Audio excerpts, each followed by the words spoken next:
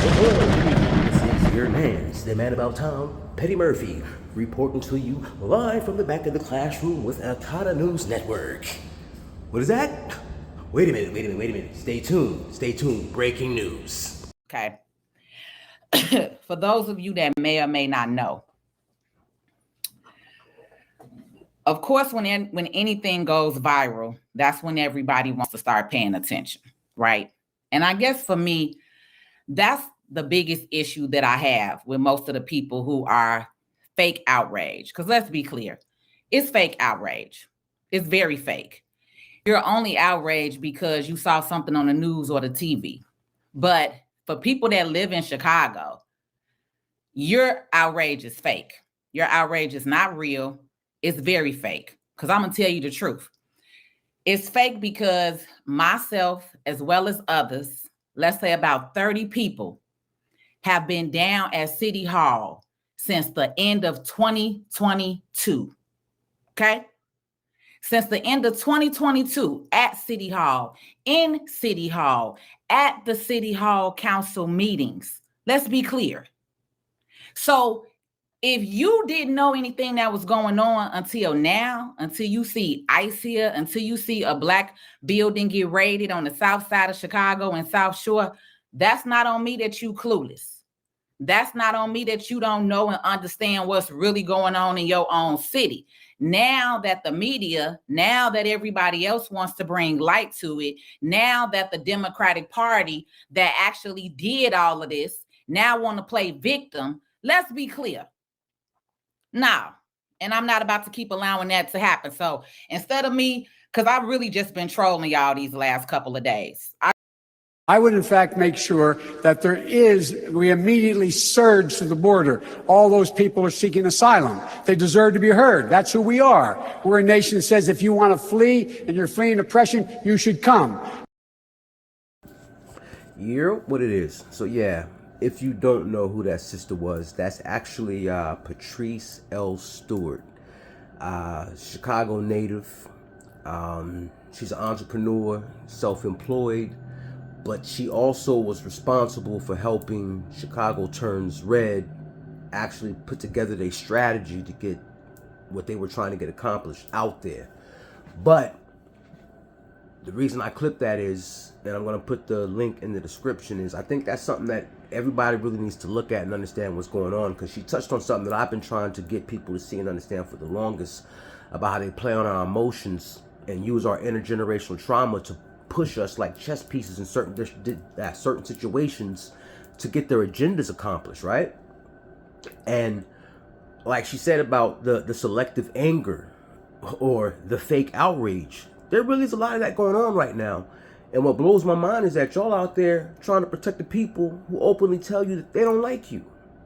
If that is not the most wildest, sick, sadistic mentality that you can honestly ever really think of, I mean, that's damn near the definition of Stockholm syndrome, and it's out of pocket.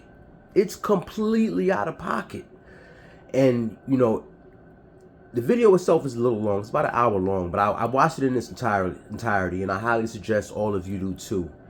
But it's funny because a lot of the things that she said in there are things that I myself have been trying to express, and there's a point where she gets frustrated, but I completely, fully understand the frustration, because we're at a point and a place right now where we're at this tipping point.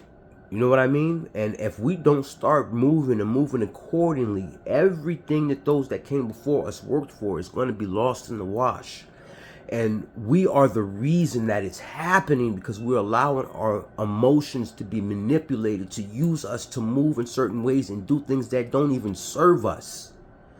I mean, really think about it. Like, I live in New York City, which is a sanctuary city. We know after everything was done, right? You can look this up yourself. Eric Adams himself has said it. They spent over $45 billion just feeding and housing these illegal migrants over the last administration.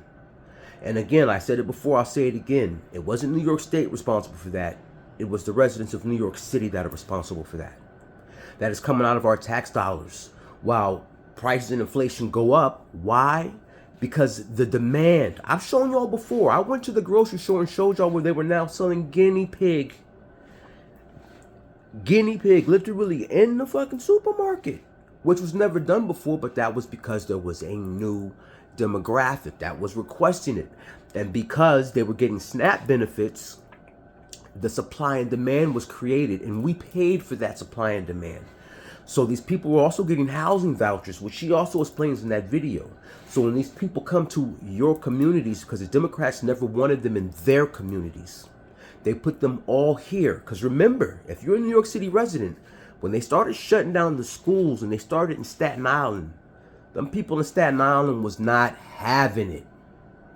And they got outside and got that corrected. And where'd they come? To the Bronx, right? Queens, certain parts of Brooklyn. But they did what they were supposed to do. And now it's our responsibility to stand on business and correct what's going on in our communities. But it can't be one person. It can't be two people.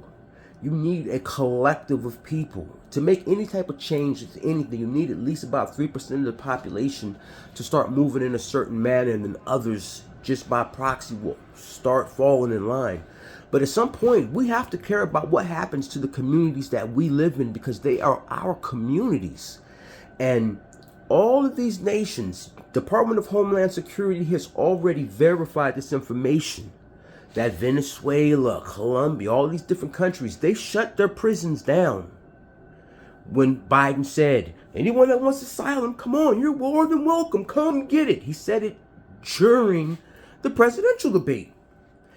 As soon as he got in office and his borders are Kamala, and remember, they got on TV and said, there's no migrant crisis going on, plain stupid.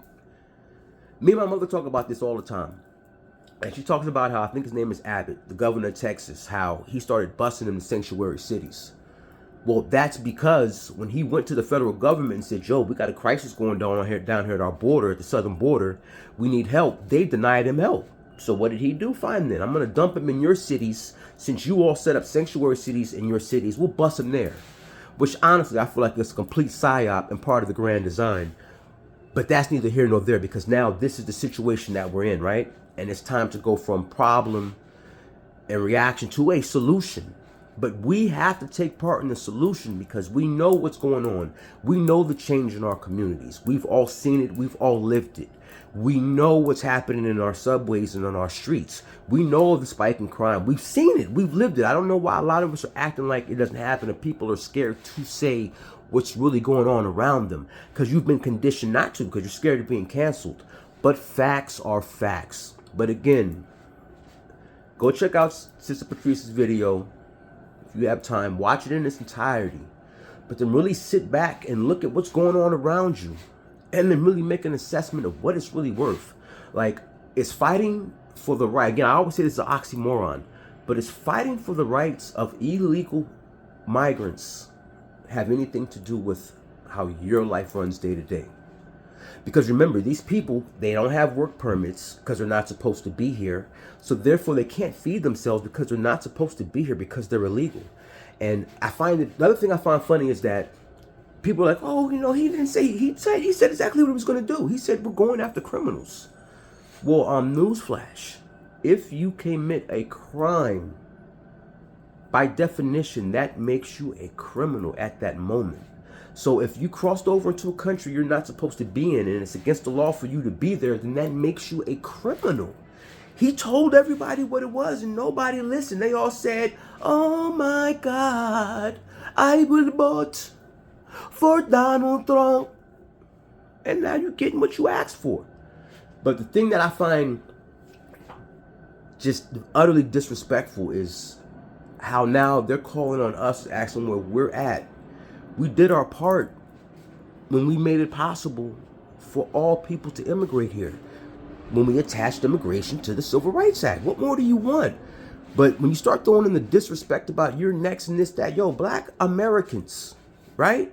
ADOS, American descendants of slavery, foundational black Americans, to the soul on, they cannot deport you. Stop letting these people use scare tactics to get you to do what they want you to do, because it's all a psyop. It's all bullshit. You ain't going nowhere. You're not. So don't let them be like, oh, because listen, like she explained, yeah, people were detained. But you know why people are going to be detained and caught up in the mix? Because when they were dumping these people in our communities, because, you know, these progressive liberals didn't want them anywhere in their communities. And they do like they always do, send them to the blacks. Let the blacks handle it, right? When they wanted to push anything the Democrats have wanted to push in the last 60, 70 years, what do? Negroes go march. And Negroes get up and they go march and do what they told to do when Daddy says do it. They've given you institutions such as the NAACP, who was created by who? If you go see who actually created the NAACP, it was none of us. It was the Capri Suns. It was literally the Capri Suns that started the NAACP. And they funded it. Why? To push their agenda. APAC. I mean, pay attention to what's really going on here. Follow the paper trail. Get out of your emotions. They're using that to manipulate us as a group and as a collective. And they've got us out here looking crazy, fighting for people who openly tell us they don't like us. They hate us. We're less than them. Mejora la raza. Yo moyo. You are a mayete. Yo, have a little self-respect and a little dignity and understand what's really happening out here. And we need to start moving accordingly as a unit. I don't know how else to say it. I've said it loud. I've said it quietly. I done swung my arms, cursing, talking shit. But something at some point has to give. Something at some point has to give. You are at home. There's nowhere to send you. And if this situation ain't taught you nothing else, is that there's no such thing as any type of allies or any black and brown coalition, right? You can hop on TikTok right now and look at that chick. What's her name? Harmony or whatever. The one that's always talking about, and now she's out there calling black women cowards for saying we're going to stay inside because this is not our fight, which it's not. So when they can't get you to do and move how they want you to move, they besmirch your name and you become a coward. Pay attention. Remember, read the room. Realize. Transparency forces accountability. Y'all keep your heads to the stars. I'm sorry, keep your eyes to the stars and keep that head on a swivel, because these demons is out here. It's real spiritual warfare going on, and they losing, so they're going into overdrive. So they're gonna do anything and everything they can to try to push them buttons and to push you this way or to push you that way.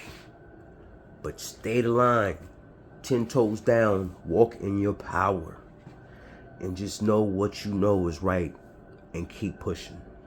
The only one that can fix this shit is by us not participating in their fuckery. But I know I'm gonna get out of here, man. Y'all be safe. Have a wonderful weekend.